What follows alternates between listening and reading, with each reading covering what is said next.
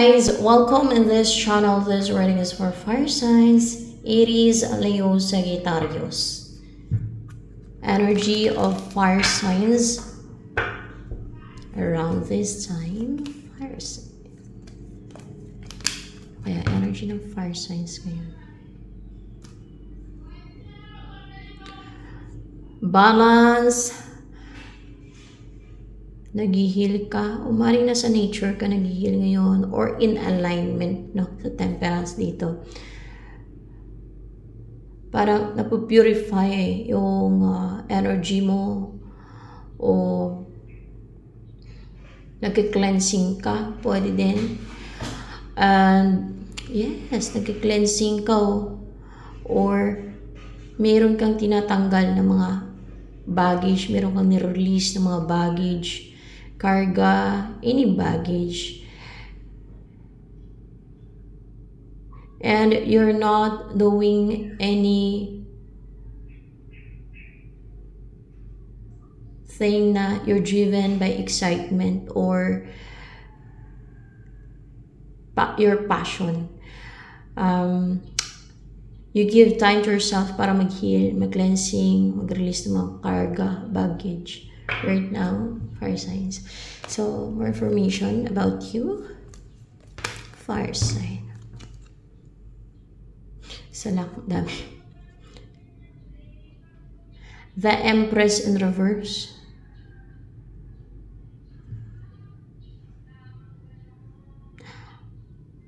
So, ngayon yung energy mo is fake Empress. Dahil sa, bakit Empress in reverse ang lumabas dyan sa energy mo? Dahil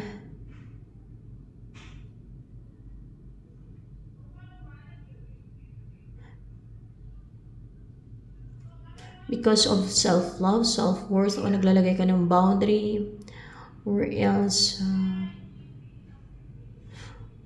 may gusto kang kontrolin, o may gusto kang pigilan, pwede sarili mo or iba, o may gusto kang hadlangan, may gusto kang kontrolin na situation or person, or pwedeng sarili mo. Kung ano energy mo ngayon, that is not the real you, your real self, that is not your real self. May pagpipretend sa iyo, pagkukunwari, that is not your real self. Kasi, bakit? Gusto mo magtagumpay.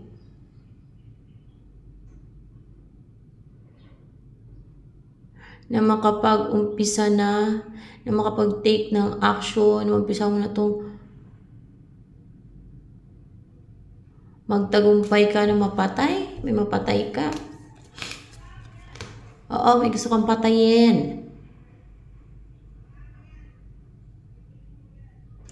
So the Empress here, may galit kayo, may coldness sa'yo, kaya pala fake Empress yung energy mo dito. Meron kang para bang naging copycat ka, meron kang ginagaya, kaya i-fake Empress yung energy mo.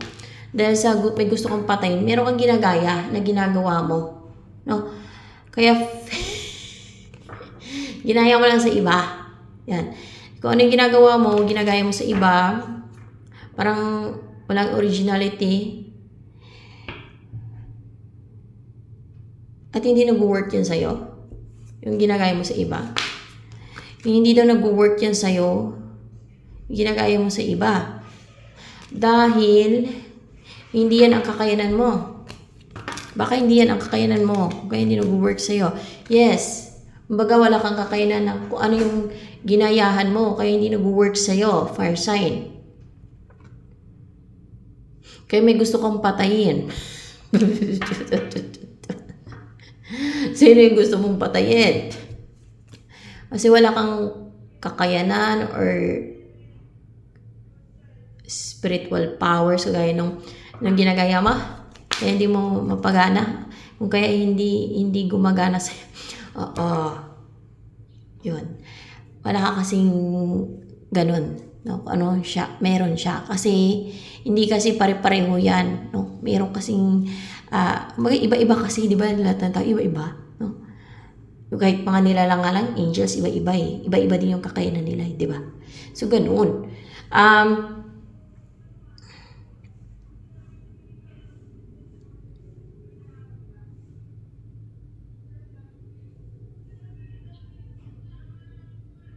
O maaari kung merong, wala daw eh. Hindi mo doon,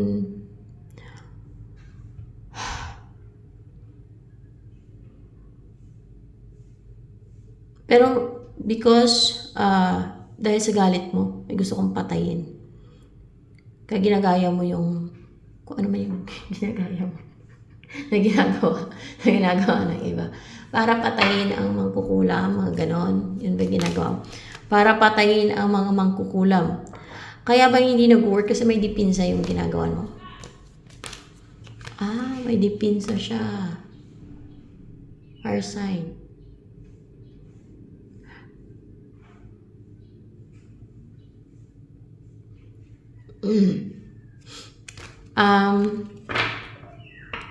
Ba't gusto mo siyang patayin? Kaya stable siya, secure siya. Bakit gusto mo siyang patayin? Dahil kinulam ka? Bakit kinulam ka, no? Kinulam ka. O, kinulam ka niya. Tarantado din talaga yung gumawa niya sa'yo. Baka, meron kasi nakapagpagana ng mga ganyan. Merong wala eh. Hindi nila kaya. Yung mga ritual. Pero, tinanggal ko na nga lang yung yung mga about dyan sa yung mga ritual na pampatay ng mangkukulam ang babarang o kaya pampabalik. Kasi sa akin, yung mga ganun, mga orasyon guys, no? Minsan di din ako believe sa mga ganun eh. Bakit? Kasi, saglit lang. Nawawala siya agad. Basta ganun yung mga orasyon na yan. Parang, based experience ko. Kaya meron ako in-erase na kasi parang hindi siya magandang, parang hindi naman siya ganun kabisa na dipinsa. Just sa tingin ko lang yung mga ganyan, yung mga orasyon or yung mga ganun. Tingin ko lang. Basta yun yung observation ko. Parang hindi siya ganun kabisa. Parang makita mo naman may effect naman siya pero may pikto or may bisa pero saglit lang siya. Nawawala din yung basta base experience ko yan.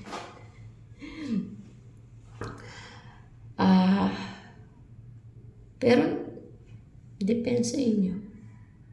May gusto kang patayin, gusto mong magtagumpay na patayin yan. Pero natanggal mo yung mga bagay sa'yo, mga karga sa'yo. Natanggal.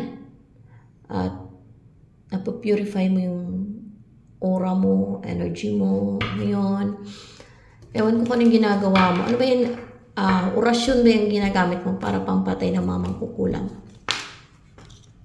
Orasyon.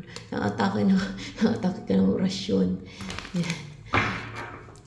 Sana ayaw ko na magsalita. Pag mga ganun. Kasi kinulam ka, no? So, bakit kasi iba ng ulam? So, ano yung next na mangyari sa buhay mo? Ay, hala. Fire sign, magiging sweet kayo sa isa't isa ng iyong person. O pwedeng magkagaanan lang kayo ng loob na maging close kayo. There's harmony, balance, inyong connection, kaysa connection nyo lang. Kung hindi man kayo magsama agad, kung hindi man kayo magkaroon ng communication agad, maging magaan ang loob ninyo sa isa't isa. Wala nang nagpa-cold sa inyo. Wala na nagpalayo sa loob ninyo sa isa't isa. Yung ganun ba, no? Nagkakapalagayang loob ng kayo. Yung ganun. Ano pa?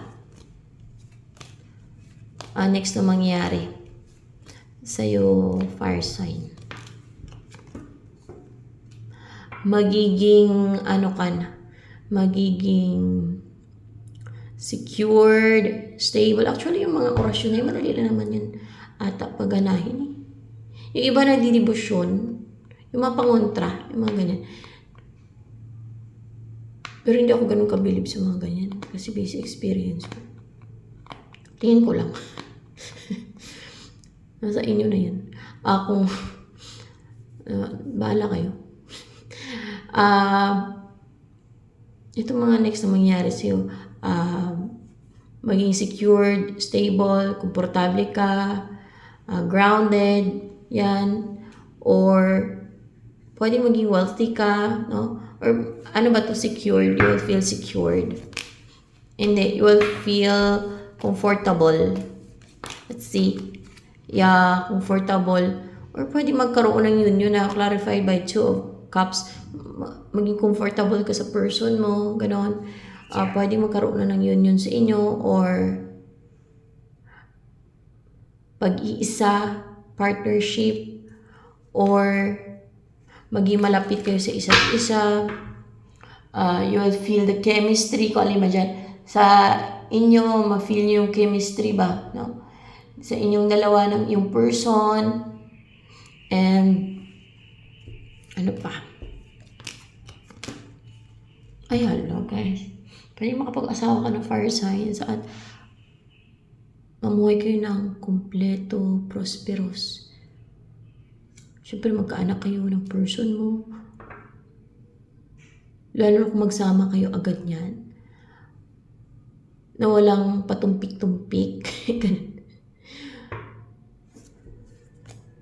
Malaki ang possibility na mapangasawa mo yan, no? Person mo yan.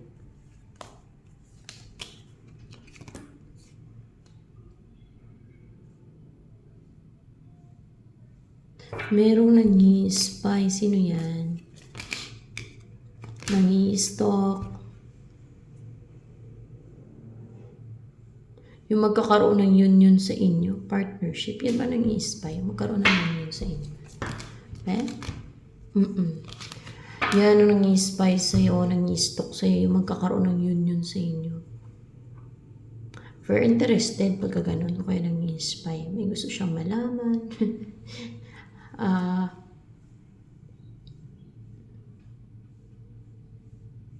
Yan. Clarification na naman. Isa lang. Are you excited na bumuo ng family with this person? Excited ka and para sa'yo walang imposible.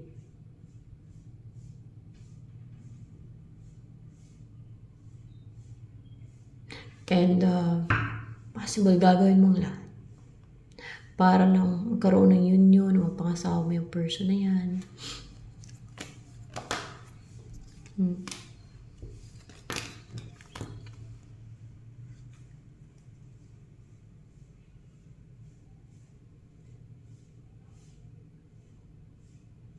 Na sa'yo magka-interest na ikaw ang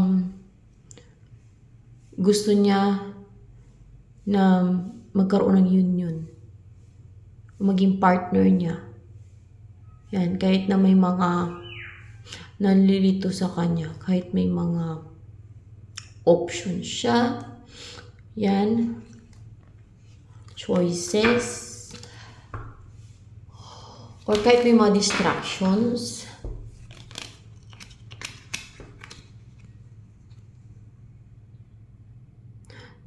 Still driven and hindi siya mag-hesitate.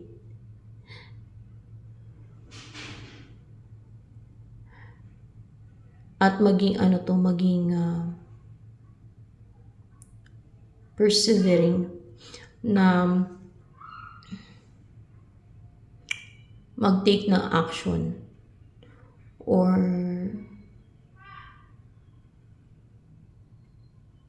maging driven siya, no? To be with you. And then, ano pa?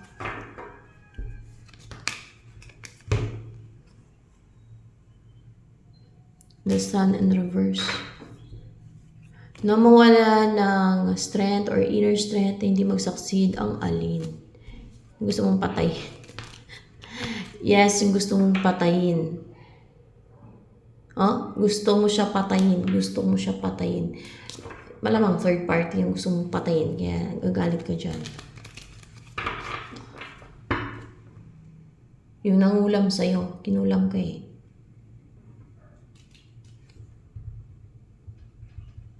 O hindi man third party yan ang ulam sa'yo. Gusto mo siyang patayin. Ba't ka ba kinulam yan? Yan ang ulam sa'yo. Para mulan ka ng strength, wala ka ng inner strength. Para hindi kayo makapag-build ng strong bond ng person mo, para hindi kayo magsama, para maging mailap ka sa person mo, para matakot ka, para mulan ka ng inner strength, hindi ka maka-approach kay person mo. Mga ganun ba? Hindi ka makapag-reach out kay person mo, para hindi kayo mag-umpisa ng person mo na yung magkaroon ng connection, communication, hindi maging consistent yung communication. Yung mga ganun ba? Para hindi mag-grow, hindi mag-umpisa kayo na magkaroon ng connection, communication, hindi mag-grow. At kung may sinimulan kayo, hindi mag-grow yun. Mga ganun. Kasi malas talaga yung pag may kulang, di ba? Kakaroon ng mga problema. Kasi wish niya o gusto niya yung person mo. Wish niya, gusto niya yung person mo. Yun ang ulam sa'yo. Di ba? Unfair, no? Gusto niya na yung person mo, kinulam ka pa. Baka ginayuman niya pa yung person mo. Malamang, nagagawa niya ang mga ulam eh. Yan ba kaya? Ay, naku guys. So, let's see. Ano yung naisabihin sa'yo ng person mo na may possibility na mapangasawa mo? Yung person mo na to na lumabas niya na pwede mo siya mapangasawa. Malaki ang chance na mapangasawa mo siya. Be confident and comfortable na mag-show up sa kanya, ganun. Na mag-invest sa kanya. If that's what you want, no? Na mag-invest na naman talaga sa kanya para magkaroon ng balance, yung partnership sa inyo. At ano pa, mag-send ka daw ng message. Mag-message ka daw sa kanya. O pwedeng siya mag-message sa'yo. Pwede din siya. O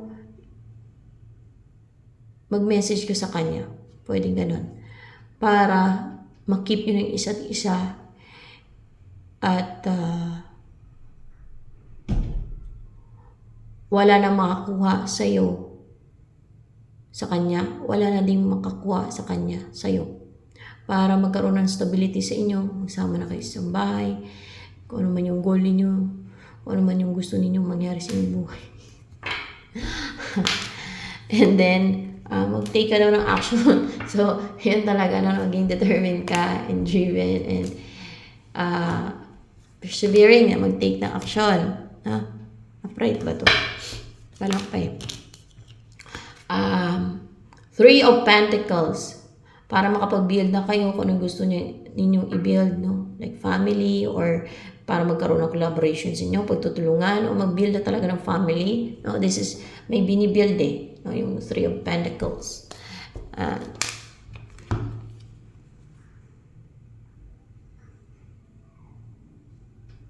Mag-invest ka daw. Yun talaga pa ulit-ulit na lumalabas dito.